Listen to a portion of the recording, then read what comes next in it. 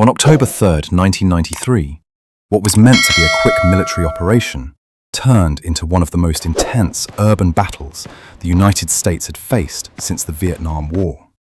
The fight would later be known as the Battle of Mogadishu, but many remember it by another name.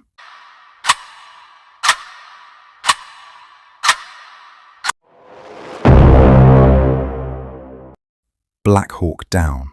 At the time, the East African nation of Somalia was in chaos. After years of civil war and famine, armed warlords controlled much of the capital, Mogadishu. Food aid sent by the international community was often stolen by militias instead of reaching starving civilians. One warlord in particular had become the focus of international attention, Mohammed Farah Aidid. Aidid's militia had attacked United Nations peacekeepers and humanitarian workers, killing several foreign soldiers. The United Nations responded by authorizing a mission to capture Aidid and dismantle his power. The United States deployed an elite task force to the region, a combination of Army Rangers, Delta Force operators, and helicopter crews from the famous 161st Special Operations Aviation Regiment. Their mission seems simple: find Aidid's top lieutenants, capture them, leave the city. The operation was expected to last less than 1 hour.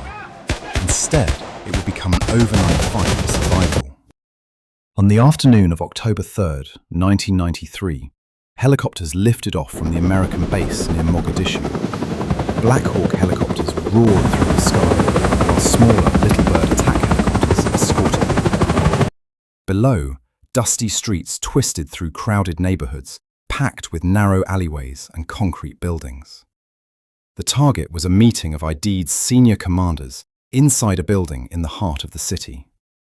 At approximately 3:42 p.m., the helicopters arrived. Army Rangers fast roped down from hovering aircraft, while Delta Force operators stormed the building. Freeze! Freeze! Put your hand Within in minutes, minutes, several of Aidid's lieutenants were captured. The mission was working exactly as planned. But something else was happening in the streets. Somali militia fighters had begun to mobilize. Word of the American raids spread rapidly through Mogadishu. Armed fighters flooded toward the area with rifles, rocket-propelled grenades, and machine guns. The city was turning into a battlefield. Then everything changed. As helicopters circled above the city, providing cover for the troops below, a Somali fighter fired a rocket-propelled grenade. The rocket struck one of the Black Hawk helicopters. The aircraft spun violently out of control before crashing into the streets of Mogadishu. The call came over the radio: Black Hawk down.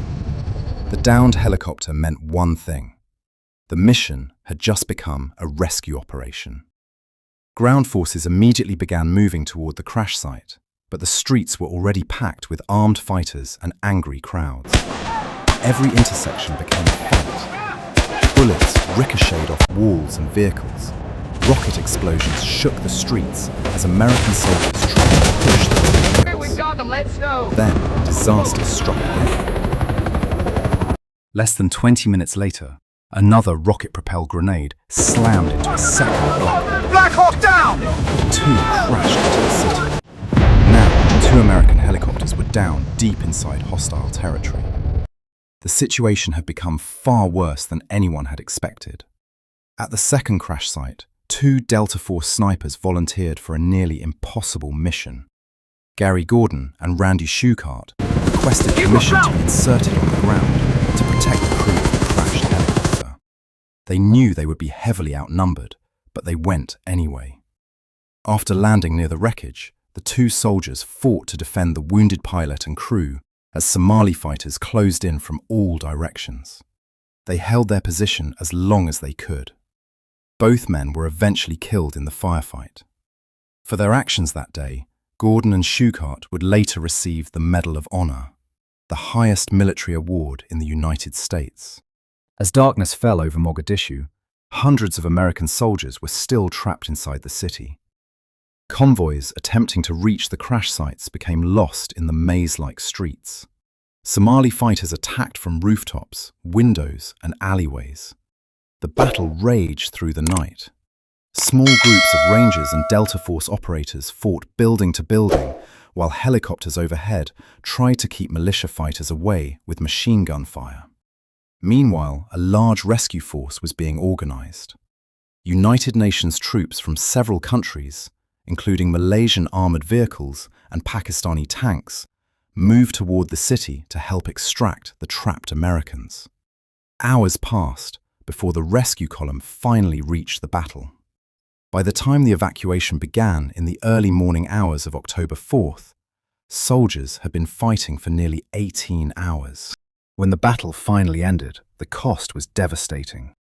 18 American soldiers were killed, dozens more were wounded.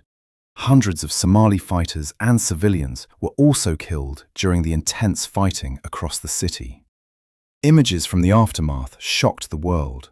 The battle quickly became one of the most controversial military engagements of the 1990s.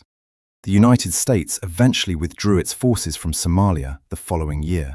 The Battle of Mogadishu left a lasting mark on modern military strategy. It showed the dangers of fighting in dense urban environments, where small groups of fighters could challenge even the most advanced military forces. Years later, the battle would become widely known through the book and film Black Hawk Down, bringing the story to millions around the world. But behind the headlines and movies was a harsh reality. For the soldiers on the ground in Mogadishu that day, it was a fight for survival in a city that had suddenly turned against them. What was supposed to be a 1-hour mission had become an 18-hour battle that would be remembered for decades. And the words Black Hawk Down would forever echo as a symbol of one of the most intense urban battles in modern military history.